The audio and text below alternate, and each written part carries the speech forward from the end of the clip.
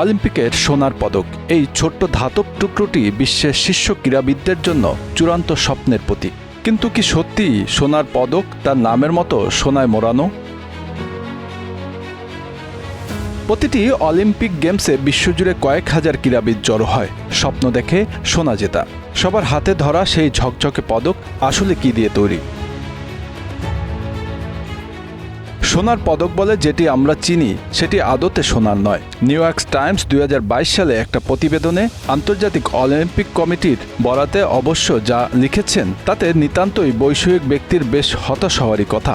IOC জানিয়েছিল অলিম্পিকে সোনার পরিমাণ আসলে মাত্র 6 গ্রাম। পদকের ওজন 556 গ্রাম। এর বেশিরভাগই তৈরি হয় 92.5% রূপা দিয়ে। এর উপর থাকে মাত্র 6 গ্রাম সোনার প্লেট। অর্থাৎ অলিম্পিক সোনার পদক মূলত একটি রূপার পদক যা সোনায় মোড়ানো।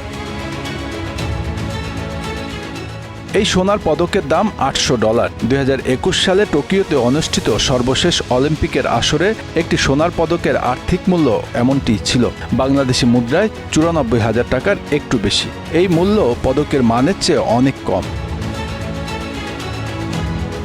তাহলে অলিম্পিকে সোনার পদকের সত্যিকারের মূল্য কি? প্রত্যেকটি অলিম্পিকে সোনার পদক সেই ক্রীড়াবিদদের জন্য একটি অসামান্য যাত্রার প্রতীক, যেখানে তারা নিজেদের সেরাটা দিয়েছেন।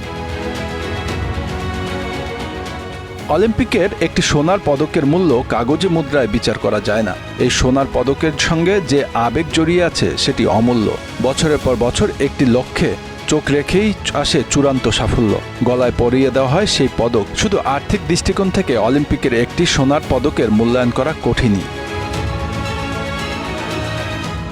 একটা সময় পর্যন্ত অলিম্পিক সোনার পদকে কোনো খাত থাকতো না। 1912 সালের স্টকহোম অলিম্পিক পর্যন্ত সোনার পদক হতো পুরোটাই সোনা দিয়ে তৈরি। মাঝখানে একবার 1904 সালের সেন্ট লুইস অলিম্পিকে বিজয়ীদের সোনার তৈরি ছোট্ট একটি ট্রফিও দেওয়া হয়েছিল। কিন্তু খাঁটি সোনার বিষয়টি দিনে দিনে খরচ বাড়ায় আইওসি সেই পদ থেকে সরে আসে।